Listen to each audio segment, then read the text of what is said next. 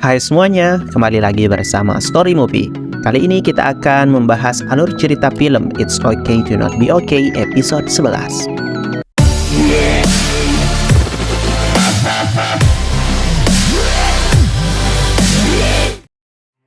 Pak Oran mendatangi rumah Ko Mon Young untuk mengucapkan selamat ulang tahun.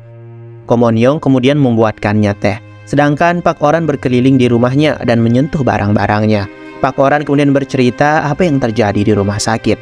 Ia bercerita ayah Ko Mon Young mencoba membunuhnya dan memanggilnya monster.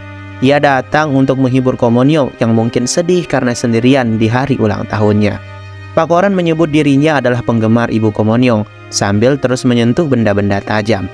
Ko Mon Young mencoba merebutnya, tapi tangannya justru tergores. Sementara itu, Gang Tai yang sangat khawatir berlari ke rumah Ko Mon Young untuk menyelamatkannya.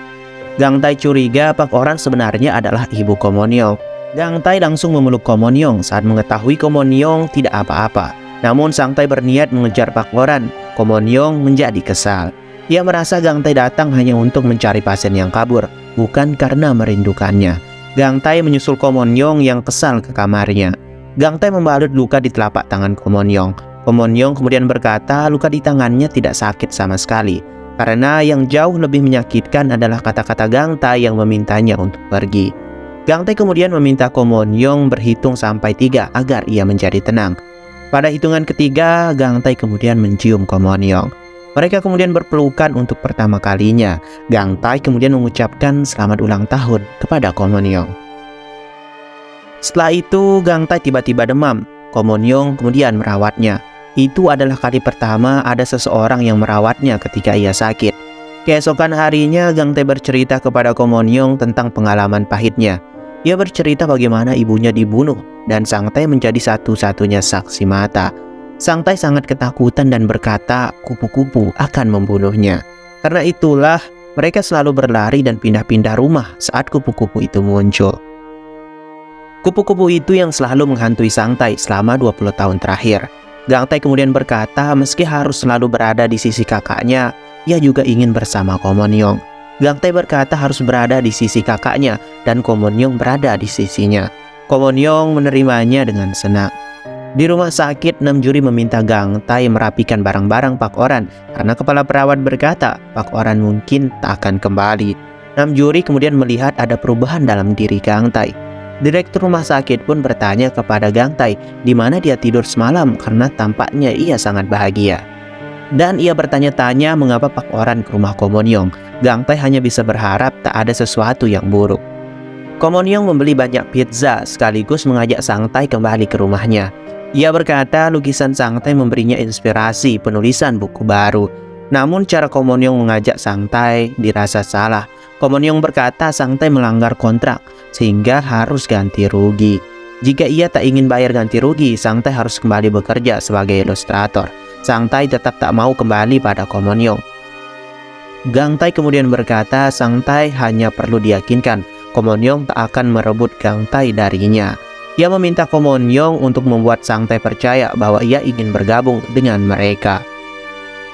Saat kembali ke rumah sakit, Gang Tai mendapat kabar Ko Dai Hwan tak punya waktu banyak karena tumor otaknya tak bisa disembuhkan lagi. Di sisi lain, Lee Sang-in dan Nam Juri pergi berkencan. Awalnya Nam Juri hanya membicarakan Ko Mon Young dan Gang Tai, tapi Sang-in hanya ingin mendengar cerita tentang Nam Juri saja. Gang Tai menceritakan kepada direktur rumah sakit kakaknya memiliki trauma pada kupu-kupu yang membuatnya tak ingin melukis kupu-kupu. Gang Tai meminta sang direktur untuk menghilangkan trauma Sang Tai. Direktur kemudian memaksa Sang Tai untuk menambahkan kupu-kupu di muralnya. Jika tidak mau, maka Sang Tai tak akan dibayar. Sang Tai pun merasa kesal. Gang Tai mendekatinya, namun Sang Tai terus bersikap seperti anak kecil yang mengambek. Gang Tai tak tahan lagi dengan sikap Sang Tai yang seperti itu. Mereka berdua akhirnya saling berkelahi. Gang Tai kemudian curhat kepada Jaisu, dirinya merasa lega berkelahi dengan kakaknya. Perkelahian itu membantu melepas stres yang menumpuk di pikirannya. Gang Tai kemudian mengajak Ko Mon Young untuk keluar mencari makan. Ko Mon Young bertanya mengapa Gang Tai berkelahi seperti itu dengan kakaknya. Gang Tai menjawab, ia ingin hidup normal. Berkelahi dengan saudara adalah kehidupan normal baginya. Gang Tai memiliki satu impian yang sudah tak bisa lagi terwujud. yaitu percintaan masa sekolah. Gang Tae membayangkan ia adalah laki-laki biasa yang menyukai seorang gadis, Ko Mon Young. Sementara sang kakak adalah kakak yang normal yang menggoda percintaannya. Rupanya Gang Tae sedang bermimpi. Gang Tae mengigo dalam mimpinya. Ia pun kemudian tersenyum. Sang Tae terbangun dan melihat Gang Tae yang tersenyum bahagia. Baru kali itu Sang Tae melihat Gang Tae tersenyum bahagia. Sang Tae memeriksa kotak uangnya dan mengajak Gang Tae makan siang di restoran. Sementara itu, Sang Im mendatangi Ko Mon Young dan bertanya tentang kondisi ayahnya yang sudah parah. Ko Mon Young bersikeras bahwa ayahnya telah meninggal.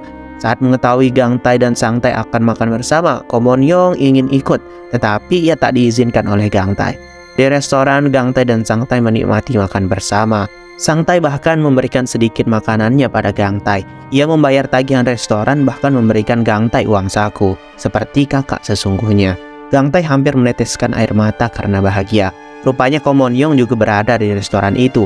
Awalnya Sang Tae mengabaikan Ko Mon Young, hingga Ko Mon Young berteriak, "Aku ingin punya kakak juga." Sang Tae sempat terdiam, namun akhirnya mengajak Ko Mon Young bergabung. Ko Mon Young akhirnya diterima oleh Sang Tae.